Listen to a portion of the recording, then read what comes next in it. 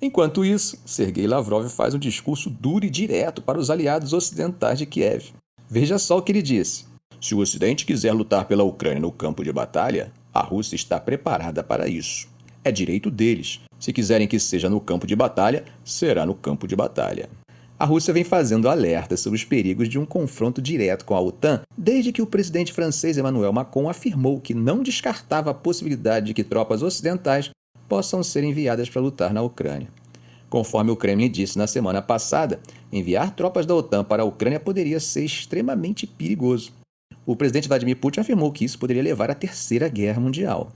Lavrov também disse que as negociações de paz sobre a Ucrânia, previstas para ocorrer na Suíça no próximo mês, sem a participação da Rússia, equivale a um ultimato para Moscou. Ele comparou a situação a uma repreensão para um aluno cujo destino estava sendo decidido pelos professores enquanto ele estava fora da sala. Veja o que ele disse sobre essa situação. Você não pode falar com ninguém assim, especialmente conosco. A conferência se resume a reafirmar o ultimato para a Rússia. Bom, gente, atravessando o Mediterrâneo, a situação fica cada vez mais tensa.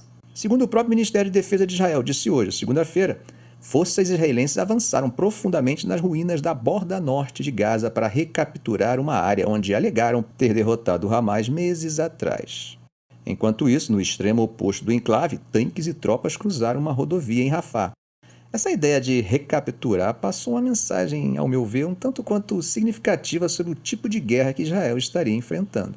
Bom, para os civis a situação não parece vislumbrar qualquer tipo de melhora.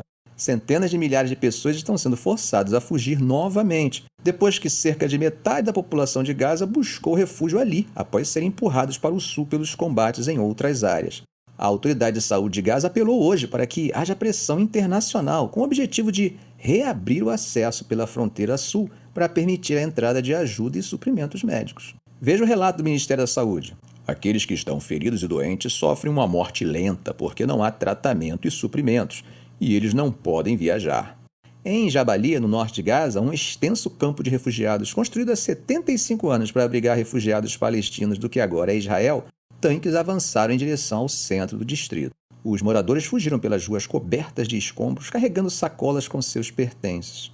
Eles relataram que projéteis de tanques caíram no centro do campo e ataques aéreos destruíram grupos de casas.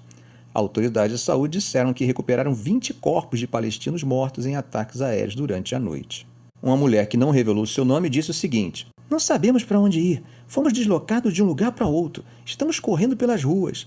Eu vi com meus próprios olhos. Eu vi o tanque e a escavadeira. Estão naquela rua." Israel afirmou no início de janeiro que havia desmantelado a estrutura militar do Hamas em Jabalia, embora esperasse retornar à área periodicamente para combater militantes. Os palestinos dizem que a necessidade de voltar aos campos de batalha anteriores é uma prova de que os objetivos militares de Israel são inatingíveis.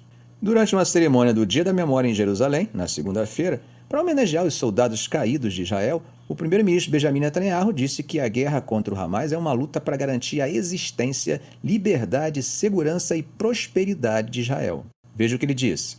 A nossa guerra de independência ainda não acabou. Ela continua até hoje. Atualizando os números, segundo a Autoridade de Saúde de Gaza, o número de palestinos mortos na guerra já ultrapassa 35 mil, com 57 mortos nas últimas 24 horas. Os combates devastaram o enclave e causaram uma profunda crise humanitária, com o Ministério da Saúde de Gaza alertando na segunda-feira que o sistema médico está à beira do colapso devido à falta de combustível para alimentar geradores e ambulâncias. Em Rafah, Israel intensificou os bombardeios aéreos e terrestres nas áreas orientais da cidade, matando pessoas em um ataque aéreo a uma casa no bairro Brasil. Israel ordenou que os moradores saíssem do leste de Rafah na semana passada e estendeu essa ordem para áreas centrais nos últimos dias, enviando centenas de milhares de pessoas em busca de segurança. Os moradores relataram que os bombardeios aéreos e terrestres israelenses estavam se intensificando e que tanques cortaram a principal estrada sul Salahuddin, dividindo o leste da cidade da área central. A principal agência de ajuda das Nações Unidas em Gaza estimou que cerca de 360 mil pessoas fugiram da cidade do sul desde que o exército israelense deu sua primeira ordem de evacuação na semana passada. O ataque a Rafah causou uma das maiores divisões em décadas entre Israel e seu principal aliado, os Estados Unidos, que suspenderam algumas entregas de armas pela primeira vez desde o início da guerra. Washington diz que Israel não deve atacar Rafah sem um plano para proteger os civis, que ainda não foi apresentado. O gabinete do ministro de Defesa israelense, Yoav Gallant, Disse na segunda-feira que ele informou o secretário de Estado dos Estados Unidos, Antony Blinken, sobre a operação precisa na área de Rafah. Jack Lew, embaixador dos Estados Unidos em Israel, sinalizou no domingo que a incursão em Rafah ainda estava em uma escala que Washington considera aceitável. A ala armada do Hamas disse que seus combatentes estavam envolvidos em tiroteios com forças israelenses em uma das ruas a leste de Rafah e do leste de Jabalia. Em Israel, o exército acionou sirenes várias vezes em áreas próximas a Gaza, alertando sobre possíveis lançamentos de foguetes ou morteiros transfronteiriços palestinos. Hamas e a ala armada do Jihad Islâmico disseram em um comunicado conjunto que dispararam bombas de morteiro contra as forças israelenses que se agrupavam dentro da travessia de Rafah, capturada por Israel na semana passada. Triste, gente, inimaginável a vida dos civis nesses conflitos, seja em Gaza, seja na Ucrânia e nas cidades fronteiriças da Rússia.